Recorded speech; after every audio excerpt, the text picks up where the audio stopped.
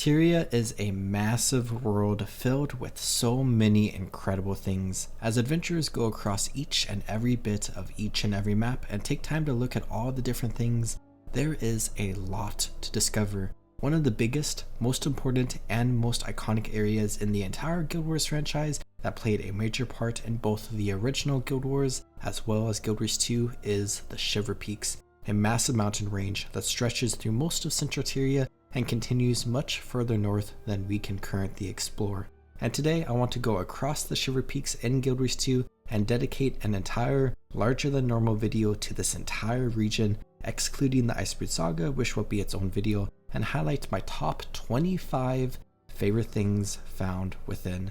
So let's get started.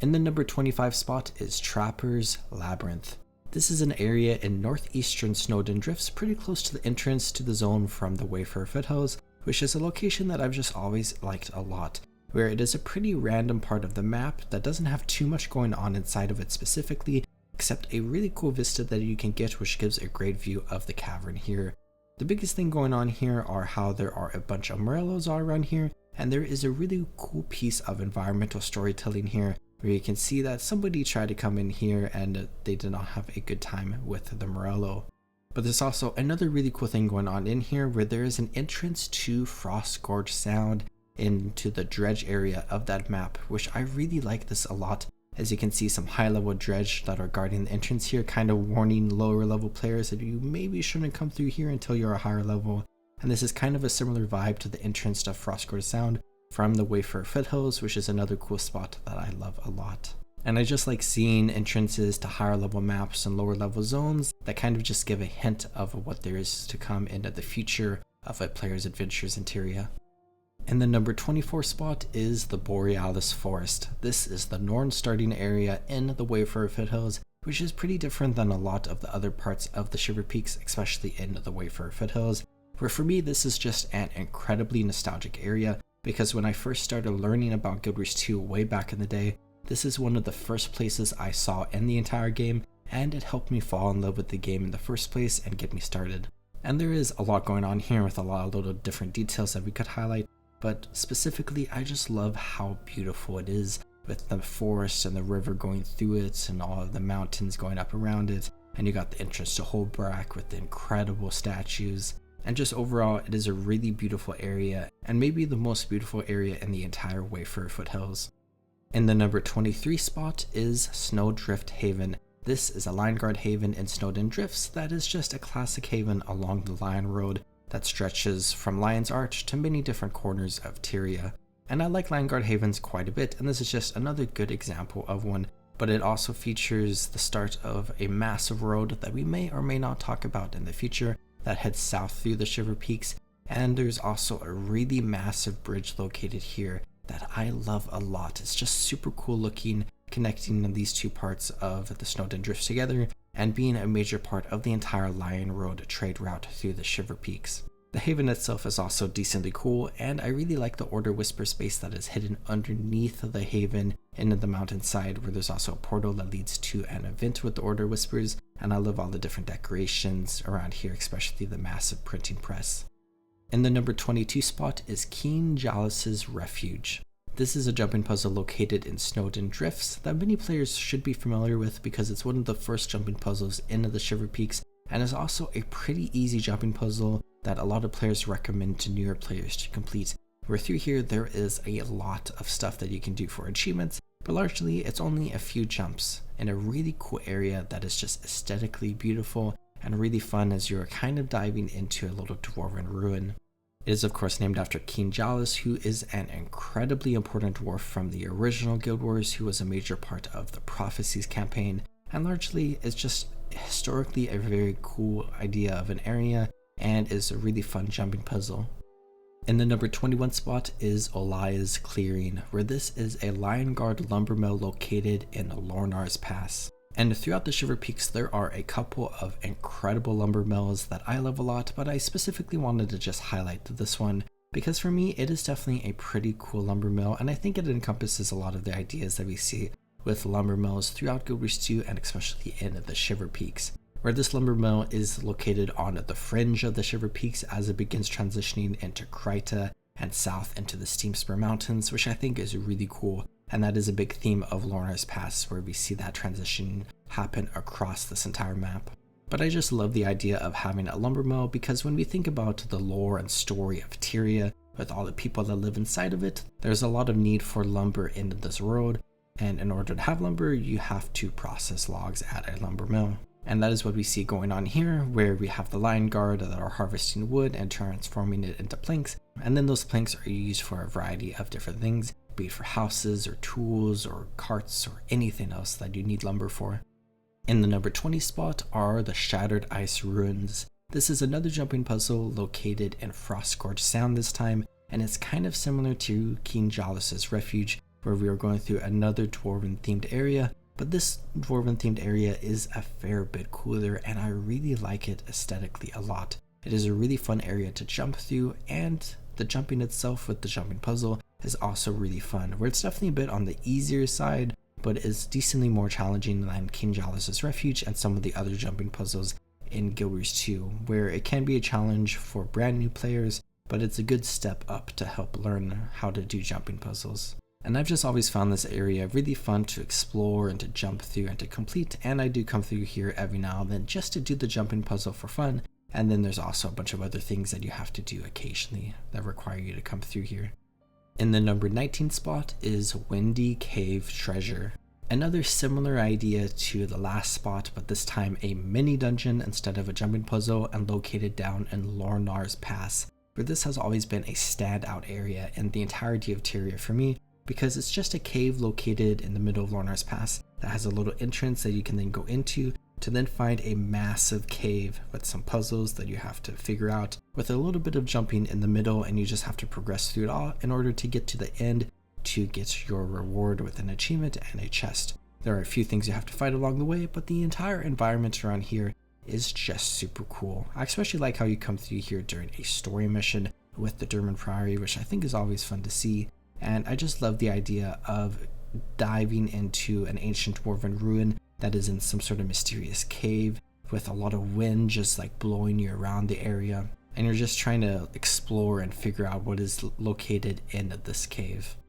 In the number 18 spot is Tribulation Rift Scaffolding and Tribulation Caverns. These are two jumping puzzles that are connected to each other, where you do Tribulation Rift Scaffolding, and then after you complete that, you can immediately begin a Tribulation Caverns, where these are just two jumping puzzles that I've always thought is super cool, and where there is a vista at the end of the Tribulation Rift Scaffolding, which historically is considered one of the hardest vistas to get in the entirety of Guild Wars 2, and the scaffolding jumping puzzle as a whole is really cool, but I especially like the Tribulation Caverns, as you can dive deep into another snowy type of cavern and explore through this entire area, completing a bunch of different jumps and fighting against some monsters and avoiding some falling rocks in order to eventually get to the end of the jumping puzzle. Both together create a really epic experience, and both are really cool, especially the Tribulation Caverns.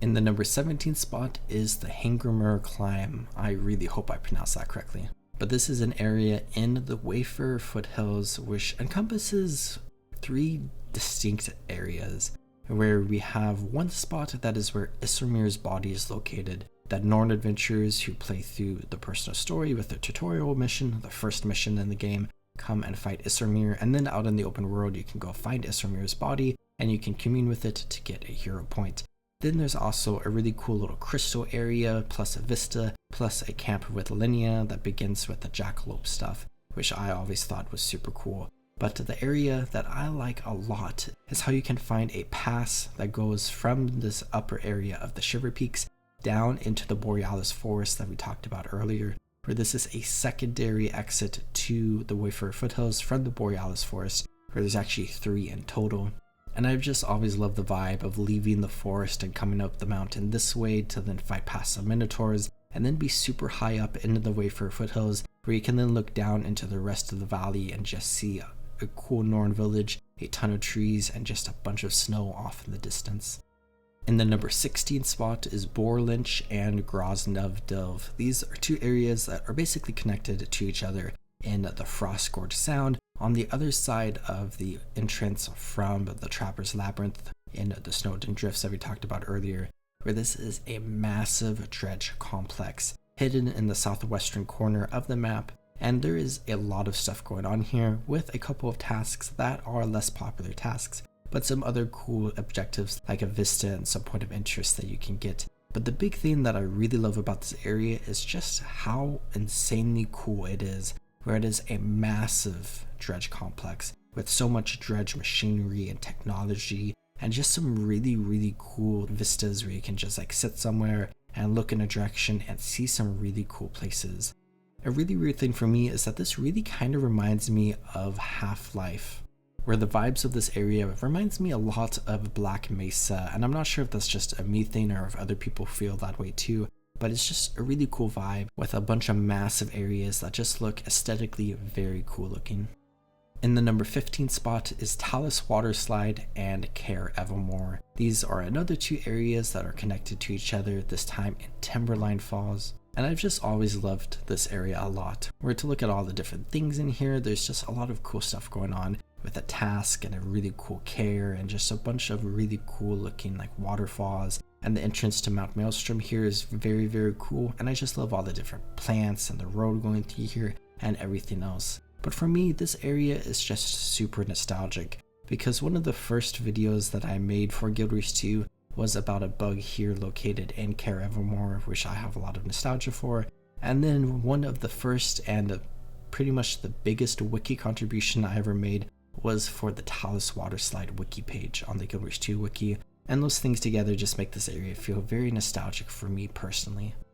And the number 14 spot is Coddler's Cove. This is an area located in Timberline Falls as well, which is the location of a very fun jumping puzzle, where you enter into a massive quaggan area that I love a lot, and then you can come into this cave where you find a bunch of Coddlers, which are quaggan caretakers taking care of baby quaggans. So there are a ton of baby quaggans around here, which of course is really fun as well to just interact with all these baby quaggans. But then you can go ahead and jump through this jumping puzzle, which is a pretty basic and straightforward jumping puzzle that I actually like a lot just because of its simplicity. But should you struggle with this jumping puzzle and fall and die, if you just wait a moment, one of the baby quaggans will run up to you and start resurrecting you, so then you can begin the jumping puzzle again instead of having to run all the way through here, which I think is just so adorable.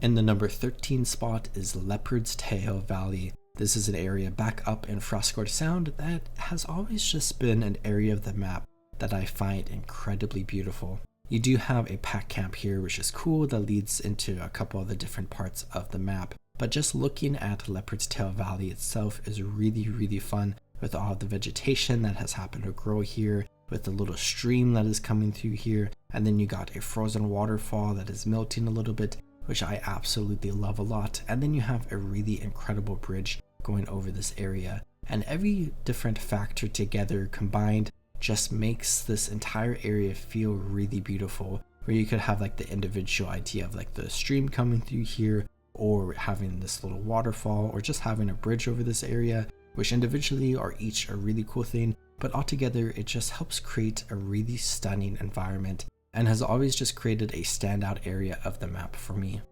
In the number 12 spot is Guutra's Secret, and this is a secret area located in Lornar's Pass, which I've talked about a couple times throughout my channel's history. And I've done that for a good reason, because this is just a really cool area where you can go to Guutra's Secret and Lost Delver's Ridge in Lornar's Pass and find this lodge that is locked. But if you are an Order Whisperers agent, you can go to the door of the building and you can interact with it, and you can go inside of it, which then takes you inside of the lodge, which is pretty cool. But then you can go and find the fireplace and you can interact with it in order to reveal a hidden passage into a tunnel, which is incredible. The entire idea of getting into this place is just really cool. But inside you can find a ton of members of the Order Whisperers, including some that are dressing up as Derwent Priory scholars in order to infiltrate their ranks. And there are even a bunch of NPCs down here that you can interact with for services,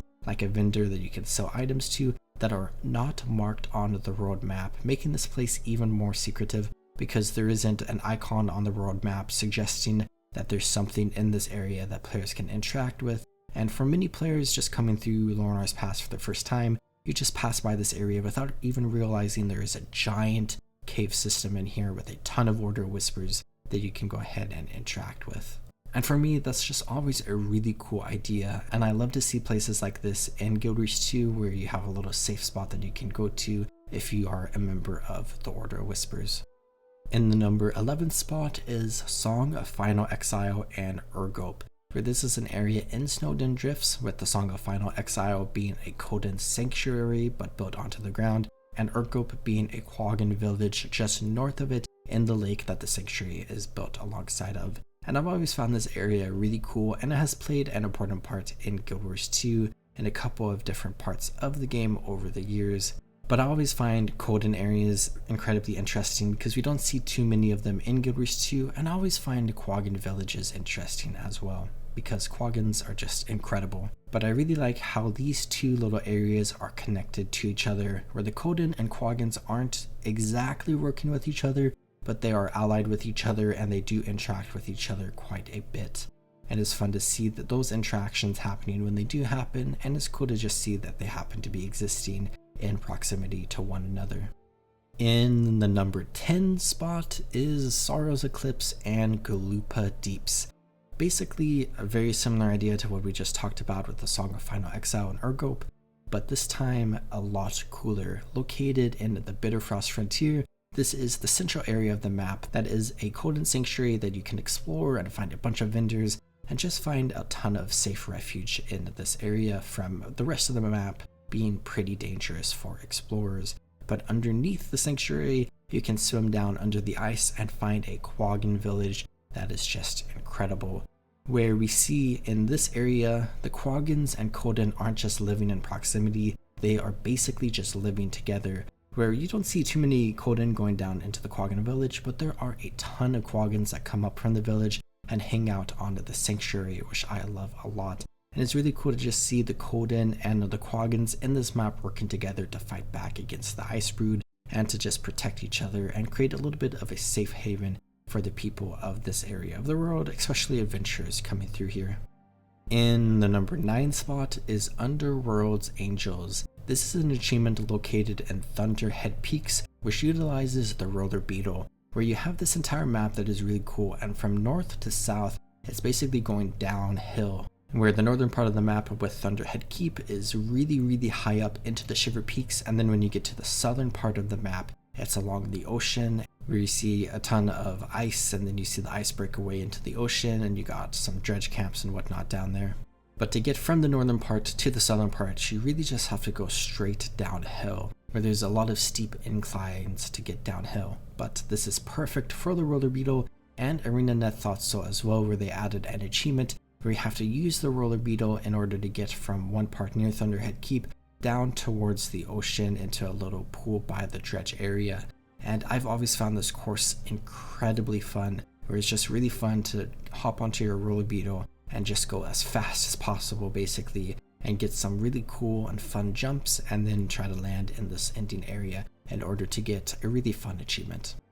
In the number 8 spot is Griffon Old Growth. Back in the Bitterfrost Frontier in the northwestern corner of the map, you can find this incredible area that is a very massive forest in the Shiverpeaks. And there are quite a few forests in the Shiverpeaks, but one of the biggest forests that we know of in Guild Wars 2 is the entire idea of the Woodland Cascades region. And while we have explored a couple of areas inside of the Woodland Cascades, we haven't really been able to dive deep into that region of the world just yet, and I'm super excited to eventually one day. But we get a little bit of a taste of the Woodland Cascades as we have it transitioning into the Shiverpeaks here in the Griffon Old Growth, and I've just always found this forest really fun to explore. Where you do have a really fun task with helping out a Quaggan raise baby griffins around here, and there are a ton of enemies to fight, and many people should be very familiar with harvesting winter berries in this area. But just taking some time to take in how massive these trees are, and looking at all of the mushrooms and finding a couple of hidden things found within, is just a really fantastic experience.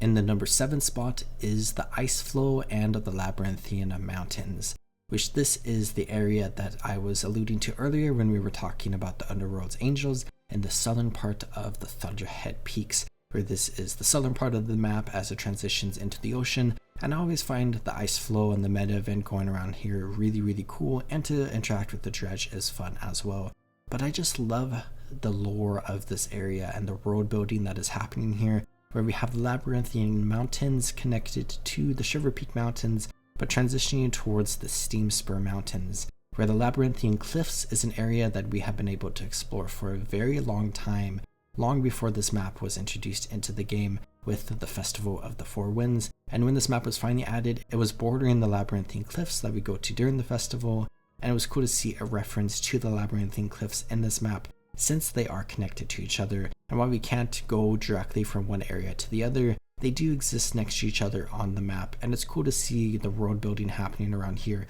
where we do see the world interconnected.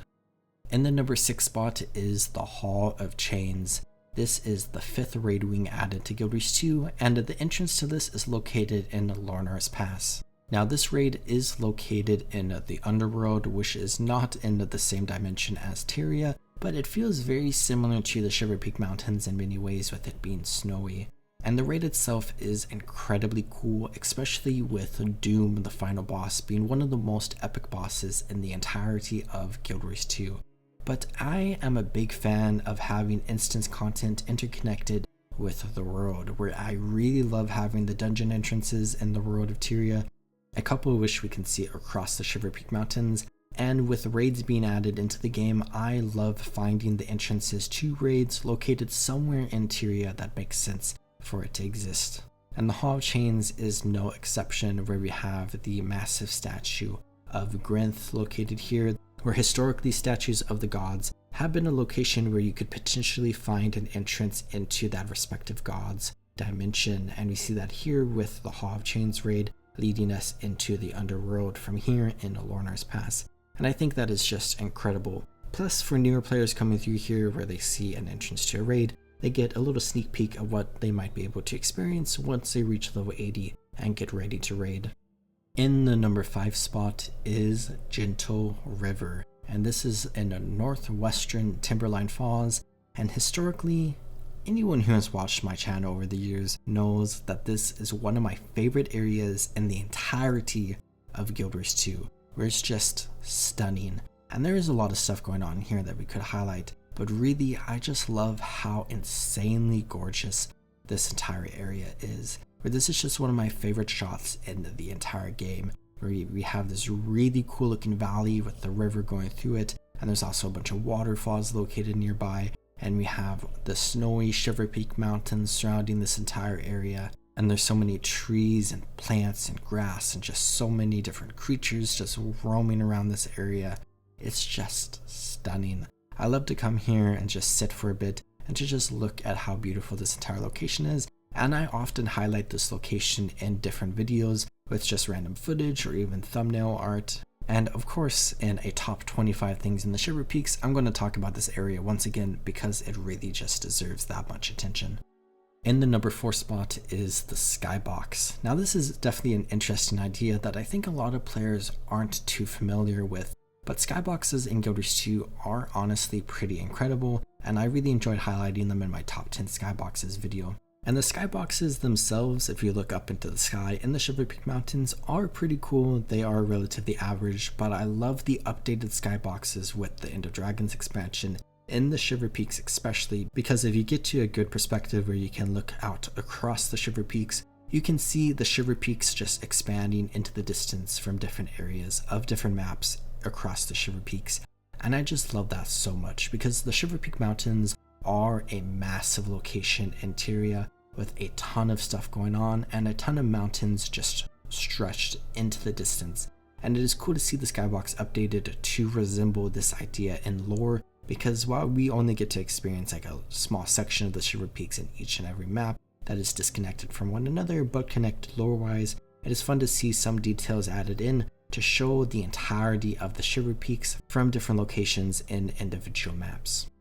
In the number 3 spot is a 3-for-1 area, and it is the Derman Priory, the Derman Priory Bridge, and Kettle Moraine, where this entire area is just really cool with the entire canyon coming through here, and then this bridge itself, which is one of my favorite bridges in the entirety of Guild Wars 2, and I just find this entire area aesthetically gorgeous. But I love coming into the German Priory because it's just a really fun area that is built into a really cool looking mountain that then houses a ton of different secrets that you can find and a bunch of different merchants that you can interact with. And I just love coming into here when you're doing the German Priory personal story, or when you come in here during the Underworld Season 2 and other parts of the story where you can then explore the German Priory Special Archives and all the other rooms around here. This location is probably one of the most popular locations in the entirety of Guild Wars 2, and for a good reason, because it's really just one of the most standout areas in the entire game for many players.